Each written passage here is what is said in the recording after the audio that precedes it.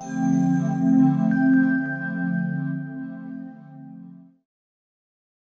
I'm Donna Visman with Williamson Source, and today we're continuing our summer salad series, and I'm here with Angela Roberts. You've probably seen her on our website. She's a blogger of Spinach Tiger, and so you've given us great recipes. So here we are, we're cooking today. Well, thanks. I'm so excited to be here doing this with you.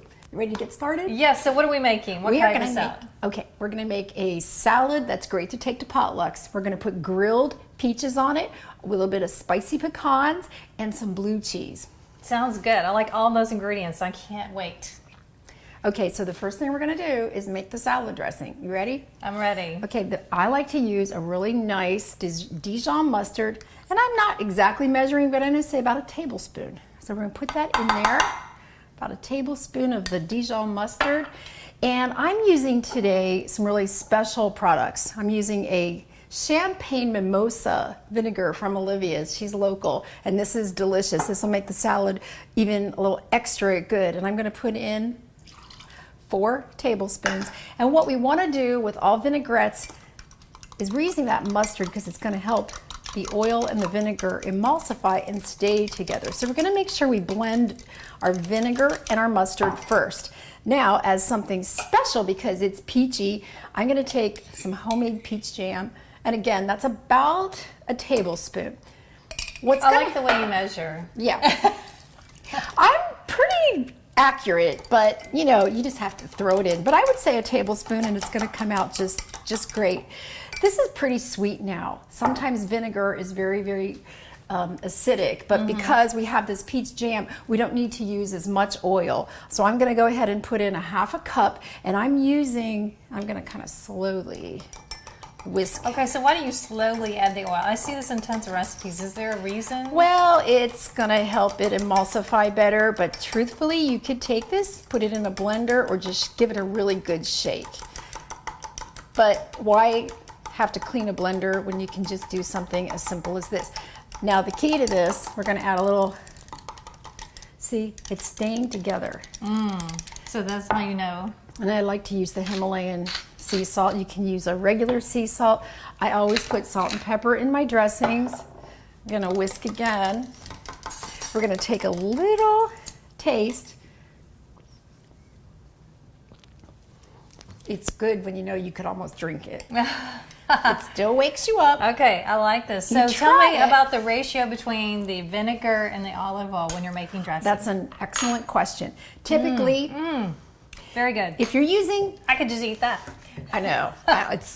It's amazing, actually. And that's because we're using a champagne mimosa vinegar, and we're using that lime olive oil, and they're very balanced products already. If you're at home, you don't have these, and you need to use like your regular champagne or white vinegar, and you're going to use a regular olive oil, you might want to go 1 to 4, because that vinegar that you're going to use is probably a little more acidic. So taste. Always taste.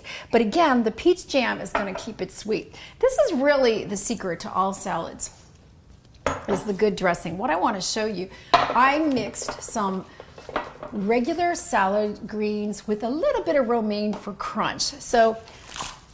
And so you're cutting the romaine. What are you cutting it with? I'm cutting it with a tool that is less abrasive or less bruising to the salad. This is good when you're using, you know, icebergs and romaine. And by the way, don't have romaine have a bad rap. It's extremely healthy. It's really nutritious. So where did you find that little cut? I mean, I don't know if I've seen that before. I have no idea. I've had it for years, and I just have we're all going to be looking for those now. Now what we're going to do is we're going to pre-dress the salad, and I'm really picky about this. I would never serve my salad naked, ever. So you're not one to put the dressing on the table and then let people apply as Not in all my life. Never. Okay, so what is the reasoning behind that? Why do you feel so strongly about? Well, I can tell you, on the back end, everybody finishes the salad because the salad is picky. Different greens take a different amount of dressing, a different amount of acidity, and it tastes better. And I actually like to toss my salad in this dressing at least 20 minutes before serving it, just letting it sit. And then I'm just gonna like taste it. And I'm gonna say, it's sweet. It's sweet and it's good. So you're going to stop there. You're not going to add any more. Actually, what I'm going to do is I might think it's a little too sweet, and I might just take a slab of vinegar. I don't have to do this. It's just personal taste. But I didn't know that till I put it on the till I put the dressing on. On the lettuce. You see, we used, what do you think we used? Maybe half of what you had in there? Yeah, not a lot because we have a softer lettuce. If we had just romaine, we'd probably use the whole thing. Now we're going to take, actually this is a gorgonzola cheese or blue cheese. And I'll tell you, if you can find smoky blue cheese, that's really, really good. I couldn't find it for this recipe, but I would recommend that. Now I'm going to toss that. So it's all like nicely evenly distributed. You can't do that if you just put the dressing on the table. Right. We're going to throw in some nuts, and then we're going to save some nuts. Now the first time I made this, I was invited to some friend's house for dinner, and they're Indian, and I knew we were having super spicy food. And I thought, oh, we need something. Balance. And this thing was filled and there wasn't one bite. I'm gonna pepper. You add extra pepper. You know, it's so good. This dressing doesn't even need a lot of salt. Now what I'm gonna do is do a nice presentation. You can move that all out of the way.